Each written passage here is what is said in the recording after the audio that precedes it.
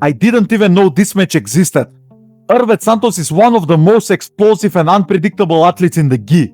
But this is no gi, and he is up against a Dagestani black belt, known for being technical, composed, and deadly with leg locks. Let's start right away because this one is going to be so satisfying to watch. They are starting on the feet. Bilarov has wrestled his whole life. He has solid base and pressure from top. I don't know about Erberth, but he is very good at judo. But it was in the gi when he was doing judo, so let's see in no gi what he will do from top, because this is a completely different story. Not many people know, but Erberth has very good guard. But again, that guard we have seen in the gi, so let's see how he will do in no gi. But I think he will pull guard, because Bilarov is so good at wrestling. I don't think Erberth will risk Bilarov getting a body lock or a rear body lock and getting the back or a takedown straight away from top. So I think Erberth will pull, and he did. Also, Bilarov has very good guard, and his leg locks are amazing. So this will be so interesting to watch. And Bilarov got 2 points because Erberth pulled guard.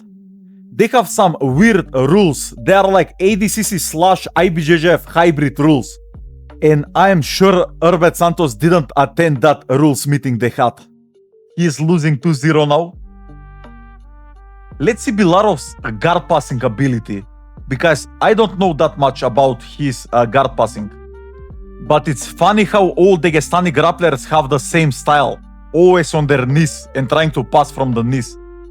But Bilarov is a little bit different from the most Dagestani grapplers because he's also very good at leg locks, and he's also very good at guard and guard retention. And his defense is also very good. So let's see how Erberth will handle the pressure of Bilarov. Right now Erberth is framing very nice, like he's framing that far shoulder of Bilarov. Erberth is trying to get under Bilarov. He's trying to underhook the left leg of Bilarov, but Bilarov is on his knees, so it's so hard to get under him and elevate him. But let's see. Erberth has very good entries into the legs. And now he's going for a omoplata. This is very nice attempt. But it's so hard to gain an advantage with that omoplata in no-gi because it's so slippery. If that was gi, I am sure Erberth will sweep Bilarov.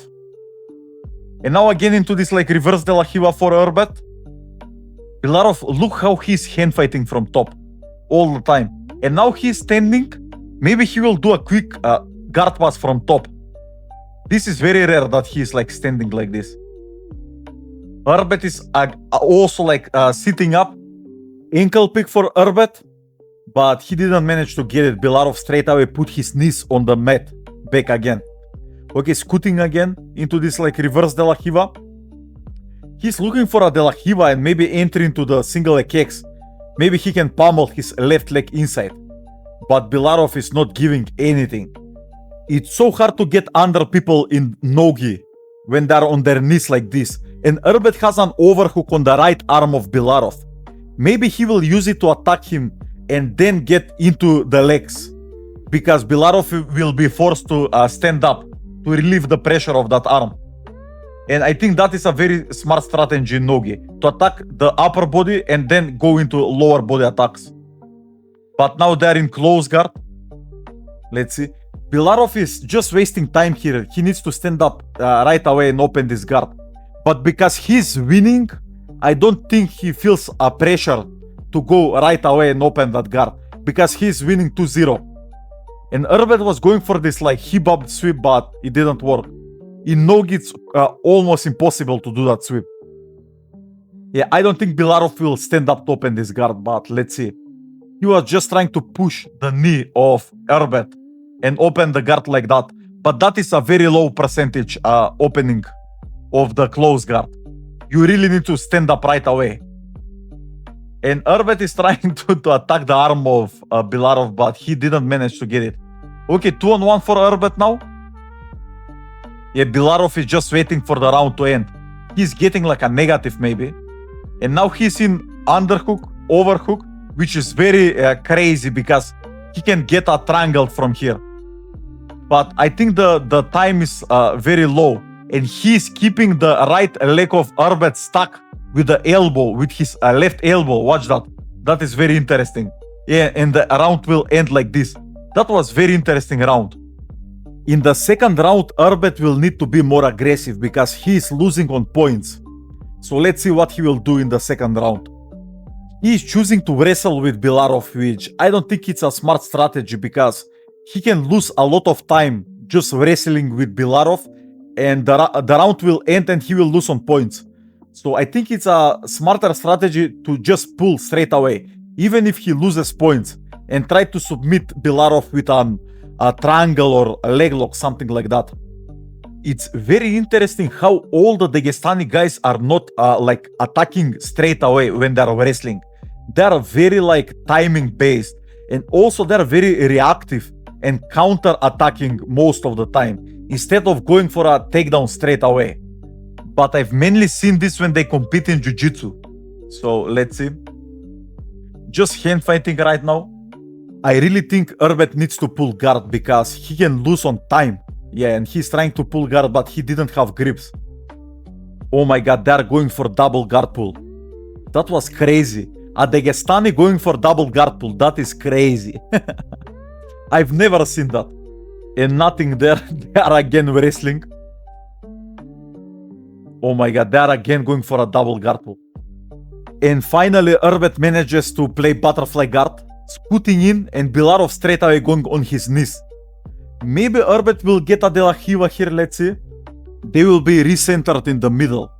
And Erberth really needs to start being aggressive because he will lose on points.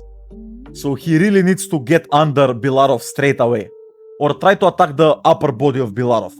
But he has a De La Riva, so this is a good start for him. And Bilarov is holding the left ankle of Erberth, so it's hard for Erberth to pummel that leg into single leg X. And now underhooking, jumping into outside Ashi, looking for that heel exposure, and he got the submission. That was crazy, man. Damn. That was so fast. Erberth didn't even have time to spin out.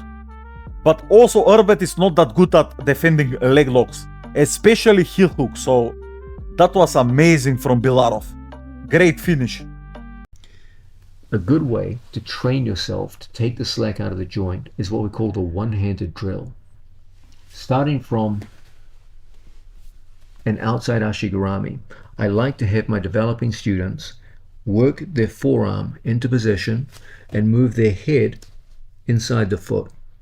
Now, just moving with just the tendons of the forearm, I can get a submission. Your opponent's legs will feel tight like a piano string, and now just with the movement of my fingers alone, I can get breaking pressure. In a situation like this, if I were to lock my hands and drive my hips through, there would be a catastrophic break. Okay,